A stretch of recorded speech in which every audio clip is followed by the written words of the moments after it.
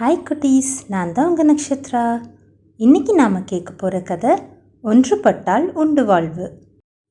செங்குட்டுவன் ஒரு சின்ன நிலத்தில் கடுமையாக உழைச்சி சம்பாதிக்கிற ஒரு விவசாயி. ஊர் பொது குளத்தில் இருக்கிற தண்ணியை நம்பி விவசாயம் செஞ்சுட்டு வந்தான். அவங்க கிராமத்து மக்கள் ஒன்று சேர்ந்து குளத்தை எல்லா வருஷமும் தூர்வாருவாங்க. 4-5 வருஷமாக மக்கள் அவங்கவுங்க இடத்துலையே கிணறு வெட்டினாங்க. அதோட குளத்து தேவை அவங்களுக்கு இல்லாமல் போச்சு. அதனால் குளத்தை தூர்வாடுறதுக்கும் மக்கள் வர்றது குறைஞ்சி போச்சு. செங்குட்டுவன் யாரை கூப்பிட்டாலும் உனக்கு வேணும்னா நீயே தூர்வாரிக்கோன்னு சொல்லிட்டாங்க. அவன் ஒருத்தனால் பண்ண முடிகிற விஷயமா இது? போக போக குளத்தில் தண்ணியே இல்லாமல் போச்சு. போன வருஷம் பருவமழையும் ஒழுங்காக பெய்யாமல் போனதால் ஊர் நிலத்தடி நீர் மட்டமும் குறைஞ்சிருச்சு. ஆக கிணத்துலேயும் தண்ணி வத்திருச்சு. அந்த வருஷம் யாருக்குமே விவசாயம் சக்ஸஸ்ஃபுல்லாக இல்லை. ஊருக்குள்ளே பஞ்சம் வர ஆரம்பிச்சது. அப்போது செங்குட்டுவன் எல்லாரையும் போய் பார்த்து, இப்போயாச்சும் குளத்தை தூர்வாரவாங்க, அடுத்த மழை காலத்துக்குள்ளே தூர்வாரினா ஊருக்கே தண்ணி கிடைக்கும்னு சொன்னான். அப்போவுமே யாரும் வரல. உனக்கு தண்ணி வேணும்னா எங்களை வேலை செய்ய சொல்கிறியான்னு திட்டி அனுப்பிச்சிட்டாங்க. என்ன பண்ணுறதுன்னு யோசித்த செங்குட்டுவன் அரசர்கிட்ட நீதி கேட்க புறப்பட்டான். ராஜா மகாதேவன் ரொம்ப நல்லவர். நாடும் நாட்டு மக்களும் நல்லா இருக்கணும்னு நினைப்பவர். புத்திசாலியான அவர் சூப்பராக தீர்ப்பு சொல்வார்.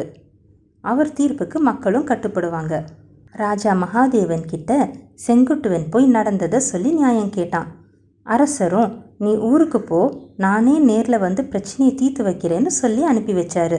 அடுத்த வாரமே அரசர் வரப்போகிறதா ஊருக்குள்ளே தண்டோரா போட்டாங்க. அரசர் தங்குறதுக்காக பெரிய கூடாரம் போட்டாங்க. அரசரை வரவேற்கிறதுக்காக தடபுடலான ஏற்பாடெல்லாம் நடந்தது. சொன்னபடியே ராஜா மகாதேவன் ஊருக்கும் வந்தார். மக்கள் கூட்டத்துக்கு வந்த ராஜா, இந்த ஊரில் பஞ்சம்னு கேள்விப்பட்டேன், அதனால் ஒரு விருந்துக்கு ஏற்பாடு பண்ணியிருக்கேன், நாளைக்கு எல்லாரும் மதிய விருந்துக்கு கண்டிப்பாக வாங்கன்னு சொல்லிட்டு போயிட்டாரு. ராஜா தூர்வாடுறதுக்கு ஏற்பாடு பண்ணுவாருன்னு பார்த்தா விருந்துக்கு வர சொல்லிட்டு போயிட்டாருன்னு நினச்சான் செங்குட்டுவன். இருந்தாலும் அவனுக்கு ராஜா ஏதாவது திட்டத்தோடு தான் கூப்பிடுறாருன்னு தோணுச்சு. அடுத்த நாள் ஊரே ராஜ விருந்துக்காக ரெடி ஆகிட்டு இருந்துச்சு. பல நாட்களுக்கு அப்புறம் நல்ல சாப்பாடு சாப்பிட போகிறோம், அதுவும் ராஜ விருந்துன்னு நிறைய பேர் காலையிலேருந்து பட்னி இருந்தாங்க. 10-11 மணியில் இருந்தே விருந்து நடக்கிற இடத்துல கூட்டம் கூட ஆரம்பிச்சிச்சு. இடம் கிடைக்காம போச்சுன்னா, உணவு தீந்து போச்சுன்னா அப்படின்ற பயத்தில் முந்திக்கிட்டு எல்லாரும் போனாங்க.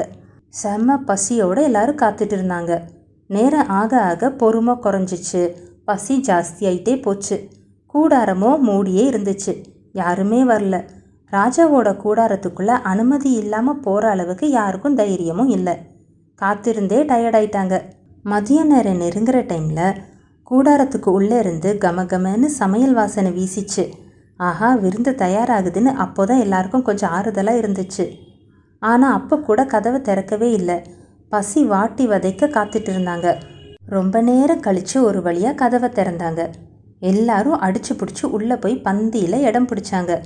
ஆண்களுக்கு ஒரு பக்கமாகவும் பெண்களுக்கு ஒரு பக்கமாகவும் பந்தி தயார் செஞ்சுருந்தாங்க. என்ன ஒரு பிரம்மாண்டமான விருந்து! வந்த அத்தனை பேருக்கும் இடம் இருந்துச்சு. எல்லாருக்கும் இலை போட்டாங்க.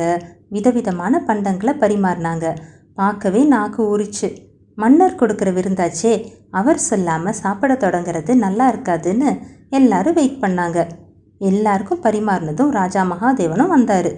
வந்திருக்கிற எல்லாருக்கும் வணக்கம். இந்த ராஜ விருந்தை சந்தோஷமாக வயிறார சாப்பிடுங்க.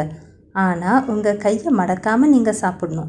யாராச்சும் கையை மடக்குனா நான் பேச மாட்டேன், என்னோட வாள் தான் பேசும்னு கோபமாக சொன்னார். ஊர்க்காரங்களுக்கு ஒன்றுமே புரியல. என்னடா இது வம்பா போச்சே, விருந்து கொடுக்குறேன்னு சொல்லி அவர் தான் கூப்பிட்டாரு, பசியோடு சாப்பிட உட்காந்தா சாப்பிடாதேன்னு சொல்கிறாரே, கையை மடக்காமல் எப்படி சாப்பிட முடியும் அப்படின்னு பேசினாங்க. பசியோட உச்சத்தில் இருந்த ஊர் மக்கள் மன்னரோட கோவத்துக்கு ஆளாகாமல் இருக்கிறதுக்காக சாப்பிடாமலே உட்காந்துருந்தாங்க. எல்லாரும் முழிச்சிட்டு இருந்தப்போ கூட்டத்தில் இருந்த ஒரு அம்மா, கையை மடக்காமல் சாப்பிடணும் அவ்வளோதானே இதோன்னு சொல்லி கையில் இருந்த சாப்பாடை எடுத்து மடக்காமல் பக்கத்தில் இருந்த அவங்க பொண்ணுக்கு ஊட்டி விட்டாங்க. அதை பார்த்த எல்லாருமே பக்கத்தில் இருந்தவங்களுக்கு ஊட்டி விட்டாங்க. மற்றவங்க தந்ததை வயிறார சாப்பிட்டாங்க. விருந்து முடிஞ்சதும் அந்த அம்மாவுக்கு பரிசு கொடுத்தாரு ராஜா. ஊர் மக்களை பார்த்து, எல்லாரும் நல்லா சாப்பிட்டீங்களான்னு கேட்டார்.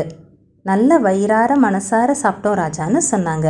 அதை கேட்ட ராஜா, இன்னைக்கு ஒரு நாள் ஒருத்தருக்கு ஒருத்தர் உதவி செய்ததாலேயே வயிறார சாப்பிட்டீங்க, என்றைக்கும் ஒருத்தருக்கு உதவியாக இருந்தால் இந்த ஊரில் பஞ்சமே வந்திருக்காதுன்னு சொல்லி செங்குட்டுவனை கூப்பிட்டாரு. செங்குட்டுவன் சொன்ன மாதிரி குளத்தை எல்லாரும் சேர்ந்து தூர்வாரி இருந்தால் குளமும் நிறைஞ்சிருக்கும், நிலத்தடி நீர் குறைஞ்சி போயிருக்காது, உங்கள் கிணத்துல தண்ணி இருந்திருக்கும், உங்கள் விவசாயமும் ஓஞ்சி போய் பஞ்சம் வந்திருக்காதுல்ல. ஊர் மக்கள் எல்லாரும் ஒன்று சேர்ந்து ஒத்துமையாக இருங்க, வளமாக விவசாயம் பண்ணுங்கன்னு சொல்லி முடித்தாரு. செங்குட்டுவனுக்கு ரொம்ப ஹாப்பியாக இருந்துச்சு. அவனோட சேர்ந்து ஊர் மக்கள் எல்லாரும் குளத்தை தூர்வாரினாங்க. அடுத்த மழைக்காலம் நல்ல மழையோட நீர்வளம் பெருகி விவசாயம் செழிப்பாக நடந்துச்சு. ஒவ்வொரு நாளும் புத்திசாலியான மன்னர் மகாதேவனுக்கு ஊர் மக்கள் மனசார நன்றி சொன்னாங்க. என்றைக்கும் உங்கள் ஃபேமிலியோடையும் ஃப்ரெண்ட்ஸோடையும் ஒத்துமையாக இருந்து ஹாப்பியாக இருங்க குட்டீஸ். இந்த கதை உங்களுக்கு பிடிச்சதுன்னா லைக் பண்ணுங்கள், ஷேர் பண்ணுங்கள், சப்ஸ்கிரைப் பண்ணுங்கள்.